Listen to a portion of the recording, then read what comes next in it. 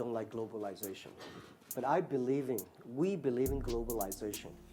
Globalization actually in the past 30, 40 years helped a lot of countries to grow, especially countries like China. But people don't like it because it's not inclusive.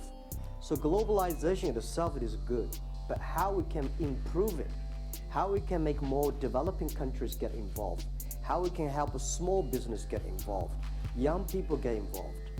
In the past 20 years, the globalization was controlled by 60,000 big companies.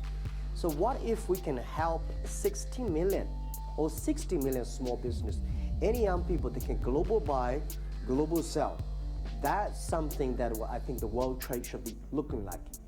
So I think today, because of the technology we have, because of the internet, because of the mobile phones, because of the new infrastructure that we are building up, we think we can help all the small business, young people. If they have a phone, they can global buy, global sell, global deliver, global pay, and global travel, having fun. That's the whole vision for EWTP. And I think this is what I talk to WTO. WTO needs to be upgraded to the second version, focusing on developing countries, focusing on the young people, small business. And most of the free trade zones today designed for only big companies. We think there should be free trade zones for small companies to import and export, 24 hours clearance custom office. And if you are below $1 million US exporting to the other countries, should be totally tariff-free. And EWTP refers 4 T: training, trade, technology, and tourism. So making sure that, because the whole world is expecting a new form of globalization. I don't think, the model in the past 60 years that all the government make decisions how to do business and the business follow. Next 30 years should be the business make decisions, government supported. So this is EWTP, it's a private driven, and that's why we go one country after one country to convincing the country has the vision, convincing the government has the wisdom and the courage to support the young people, small business. This is the whole vision. So one person you have convinced is President Kagame. You've signed up for this.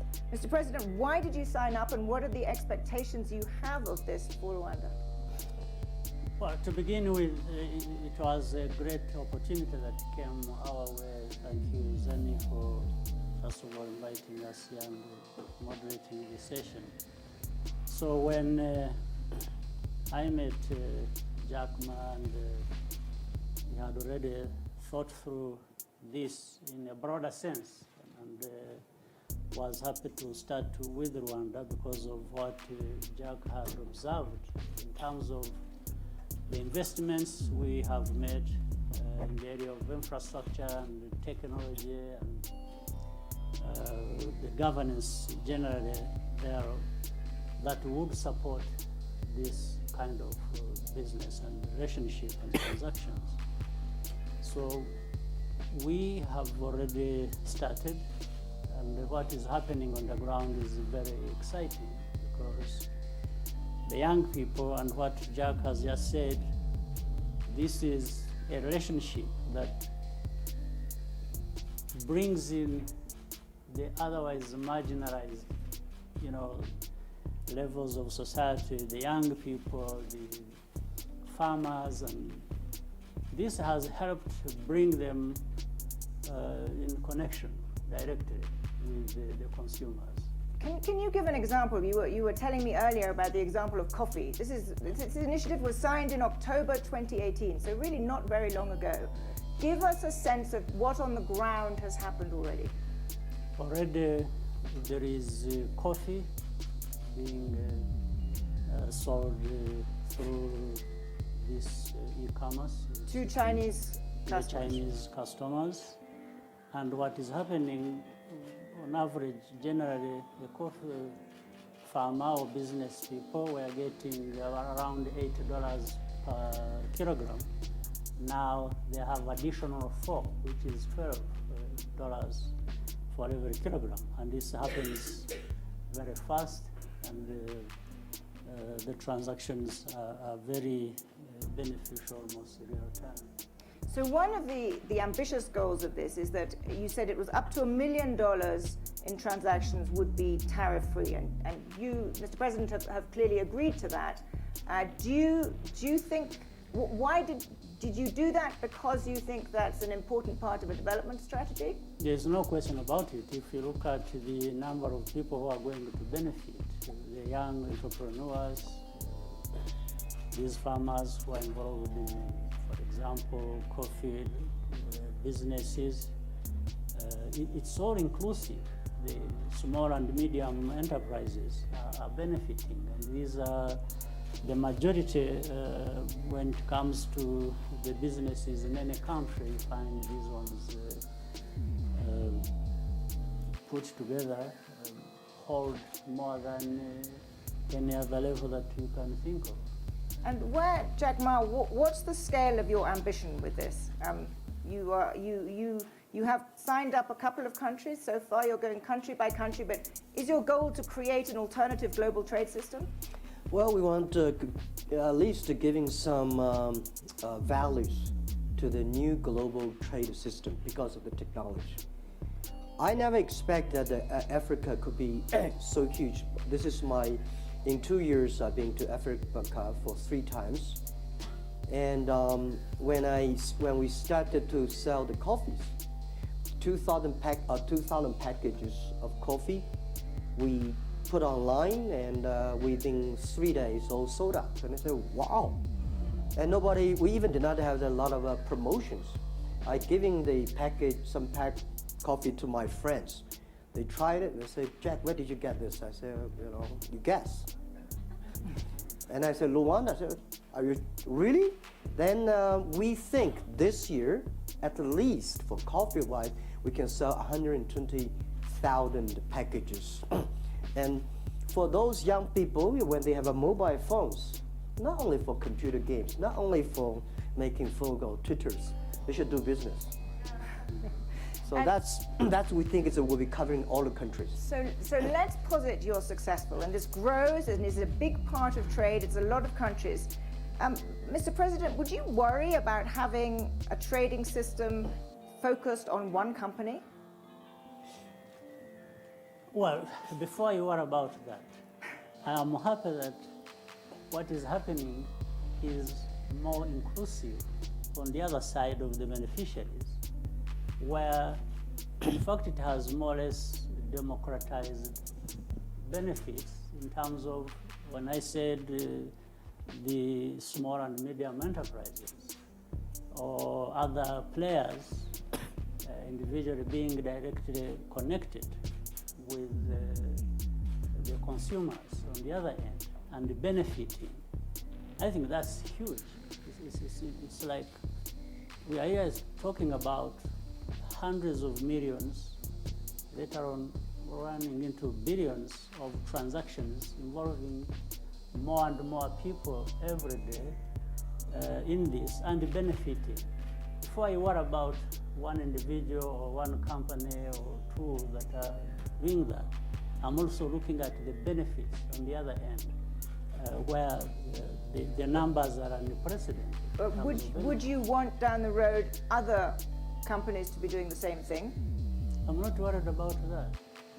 I'm worried about Getting the small and medium enterprises and individuals. There are hundreds of millions and billions getting better for what they are doing. So now That's very good. This is what I asked. First, it's not a one company because we can never deliver ourselves. We don't have one people deliver for us. So we have a lot of deliver company for us. We have a lot of payment. The banks get involved. We get a government. But even if one company, if this company can solve the SME problems, young people's problems, job creations, let him do it. That's what I would say. But first, there is no this company in the world. There will be no this one company can do everything. For Alibaba, for EWTP, we said, this is our idea, this is our vision. Nobody believed it. And then we invite people who believe in building that and get involved. Rwanda is going to be the most important hub, the founding hubs of the EWTP.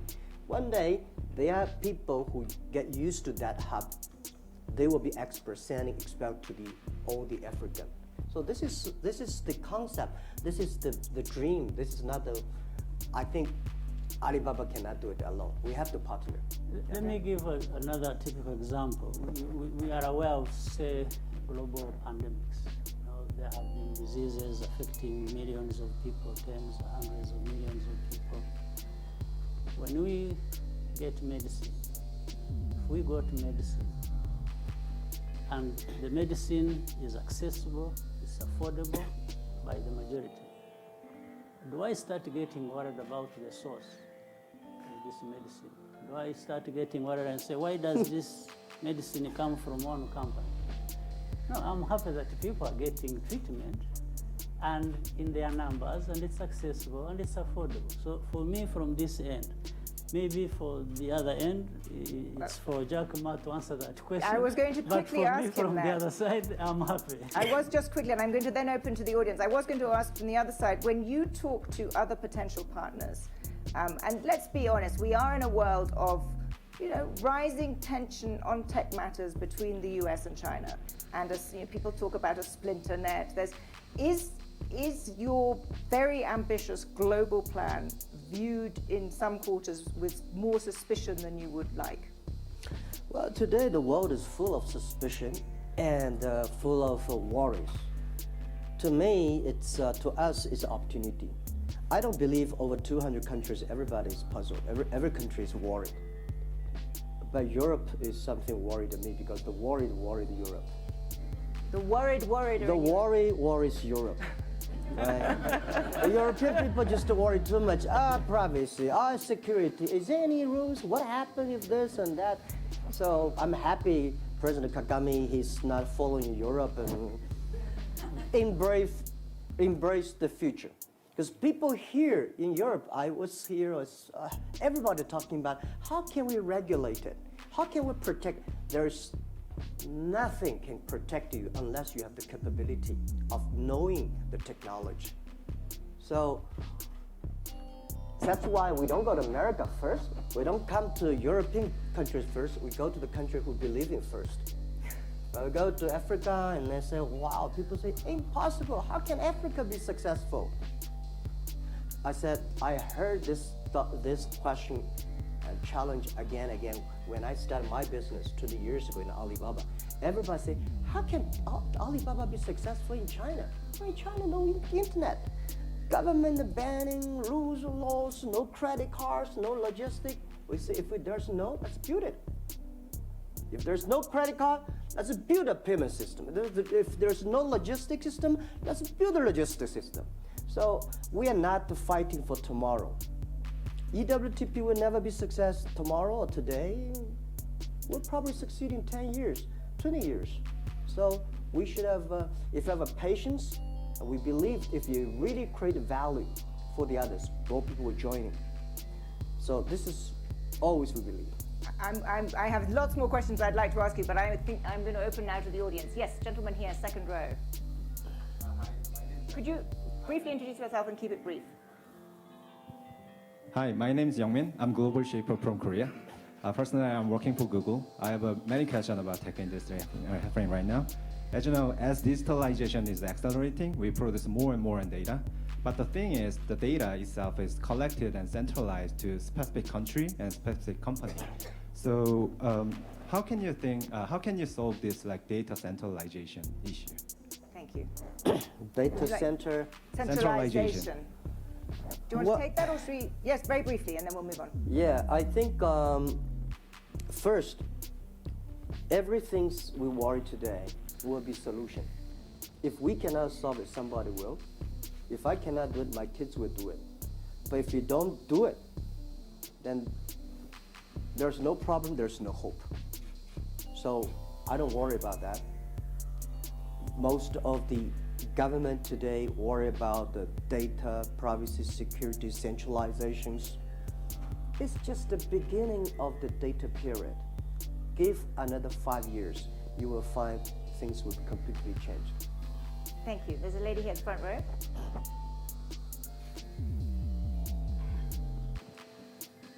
Hi, Maliha Kadir. I'm a YGL from Bangladesh. I have a technology startup where we are doing ride sharing and various consumer-centric services online. So I'd be curious to hear about your experience from the early days of China. If there's one factor that you had to pick that really spurred consumer adaptation where the hockey stick came, what would that be? Well, unfortunately, at the beginning of Alibaba business, no people come to buy. A lot of people come to sell, and we buy all the garbage they sell to tell them it works. And then more people start to sell good things, and then the system goes. Very important is making sure, because first, I remember the first month, we saw a lot of sellers on our site, and the things that we don't know what, nobody will buy them. So we buy them because the price was low, they're testing, so we buy them, put in the other room, we never open it. And then people say, wow, it really works. And hence the system start to work. So, and then you improve your products, your services, and it goes. Thank you, very concrete. Yes, lady there, the check jacket, yeah. And then. Hi, I'm Arij from the Bahrain Development Bank. I just sort of have a comment and maybe just sort of a curiosity to say that in regards to being afraid of just one company, I think there always has to be the first person that does it, and then I think that there maybe other platforms will follow. I think the other point is that in terms of, is there a plan of integrating? For example, you said you can't do it all up yourself. Would there be a plan to help create those side businesses that can help support the platform in Rwanda? And is there a plan for that from the way you're coming in and your experience, or is that just going to come organically? That's a very good question. We are very sure EWTP should be an ecosystem. We are building up a platform, so bringing more people. Luckily, we have President Kagame's courage and say government will do anything to support their own Rwanda's young people, small business, and custom office, all the things. And then the next step we do is to do a lot of training. We invited and actually President just sent 20 very high level Rwanda minister levels to come to Hangzhou, our base. That we're training them for 1 week. And the other job I'm doing is that we are accepting 500 entrepreneurs in Africa in next 3-4 years, and they're sending them back. They're the seeds. They're going to train the trainers. They know how to do business. And then we will also encouraging all the logistics company. The other challenge that probably I will discuss with the president later is about how we can. There are over 40 or 50 countries in Africa. Every country have a board and rules, and how can we do the transport logistics freely, right? So when we arrive in Rwanda is okay, but how about the Rwanda go to Kenya, and Kenya to the Ghana? This is a great opportunity in the world, in Africa. 1.2 billion people. They need the things to move fast. They need the government coordination. President Kagame, maybe you'd like to add to that, both on the complementary policies and this really important question of how this works across African countries. Yes, I was going to come to that. If you look at the e-commerce as has been working, and you see, for example, that the online transactions, Africa benefits about $10 billion, and yet these are trillions of dollars on the market. So there's a lot of work to do. There is a lot of growth space to be undertaken in this, because it involves about 20 to 30 million people in Africa, yet there are billions across the world. So we need to grow that, both in terms of money and the people who are using that. But at the same time, if you look at how Africa is moving forward, recently we agreed and signed African Continental Free Trade Area, which covers 44 countries of 55. So that's good progress. Yet we are yet to consolidate the 44 countries sort of customs union. But that has implications, and therefore these transactions as they happen. We are playing into a much bigger market. And recently, there's also another move to create a single digital identity that will bring in all Africans and have standardized policies to do with that. All that serves these kinds of... Helps to make that much easier. It makes it much easier. So already things are happening within countries themselves, but then across Africa. So the end goal would then be a free trade area, particularly for small businesses, done with digital identity cards across Africa. That's a pretty bold goal. Yes, lady here, second row. My name is Funega Munjane. I'm a young global leader from South Africa. I have two questions. Firstly, just to confirm that while at the beginning the flows would be between Africa and China, that this can end up being a platform that helps Africans trade with one another. The second question to President Kagame, what advice would you give to other presidents on the continent who might be reluctant to join the platform? Yeah, so first question, yes, it is from China to Africa first, because China has 1.4 billion people. And China, I convinced my ministers and prime ministers, is give us some chance to test, right? So they say, all right, this is the first time they give us the experience to test. So we import more from Africa. But every hub finally will connect. So we have a hub in Africa, Rwanda. We have a hub in Belgium. We have a hub in Malaysia. We hope from Rwanda to Malaysia to Belgium, in the future maybe Thailand, we'll also do things like that. And then there will be more hubs in Africa. And then Africa internal can go.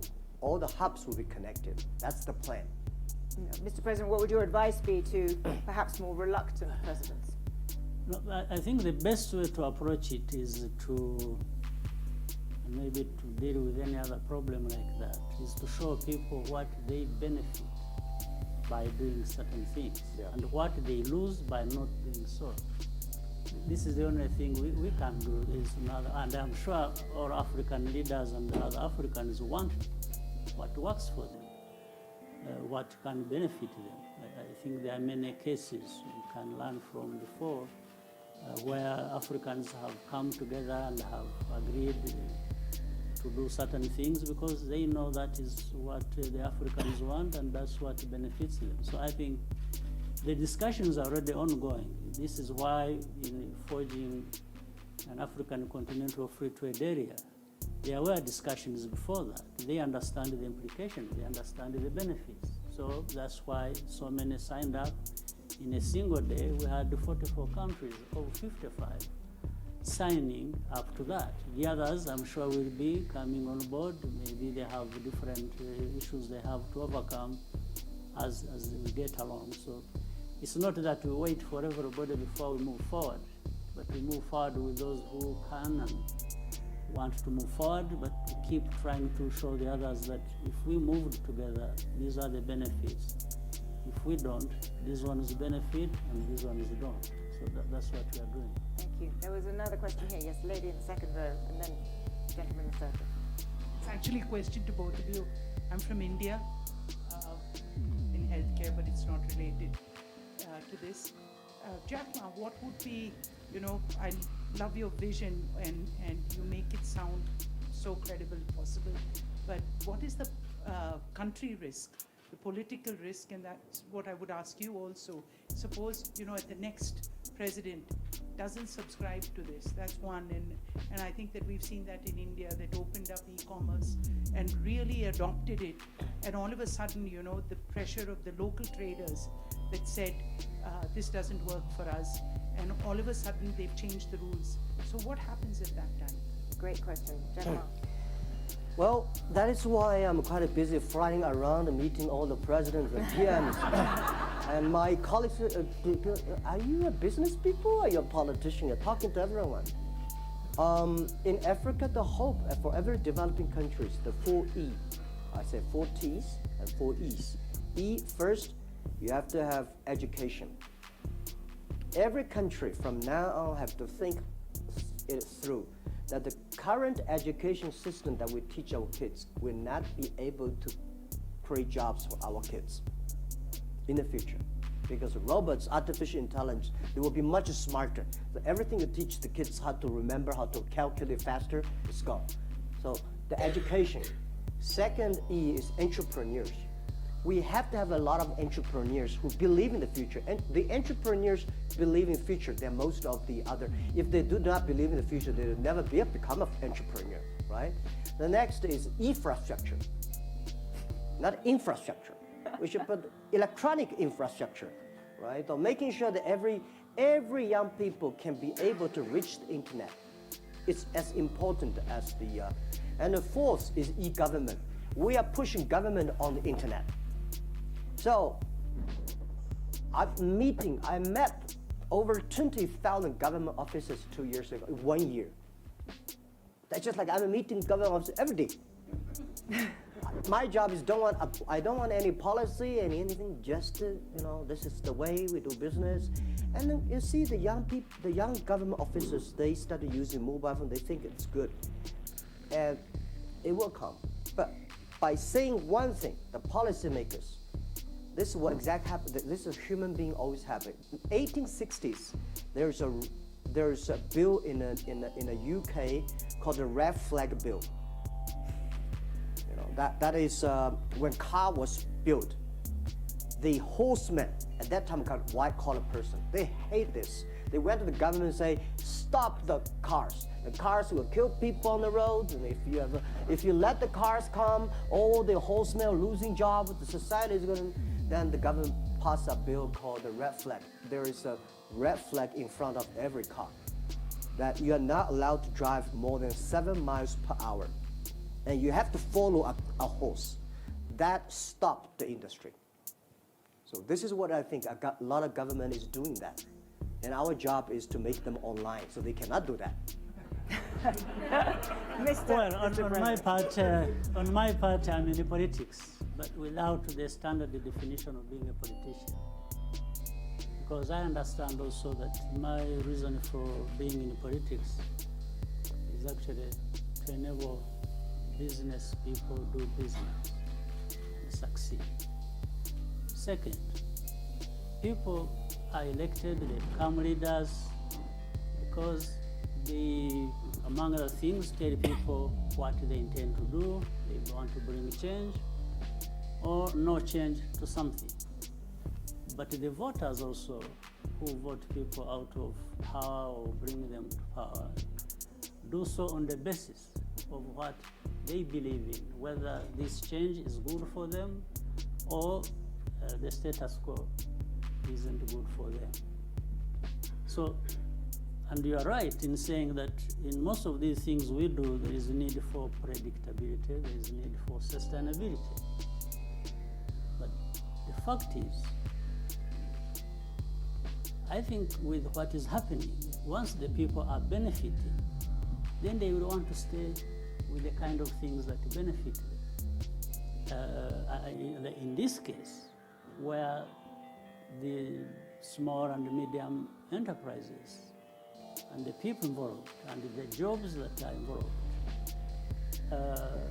once they've been created and they have tested that, do they really want this to be changed? If there comes a leader who wants to change this, maybe actually he won't come in the first place. He will not elect this leader. Or if he's there, if he wants to change these things that benefit him, he may end up in trouble. So, but we have to do what we think is good and works. And this is an extraordinarily bold initiative. I know there are lots of other questions. I'm so sorry we're out of time. So unfortunately we have to leave it there. But at a time when, as you say, there is a lot of worry in Europe, it is great to hear such a bold and ambitious strategy. Thank you very much. Thank you. If you would just wait and let our two speakers leave, that would be great.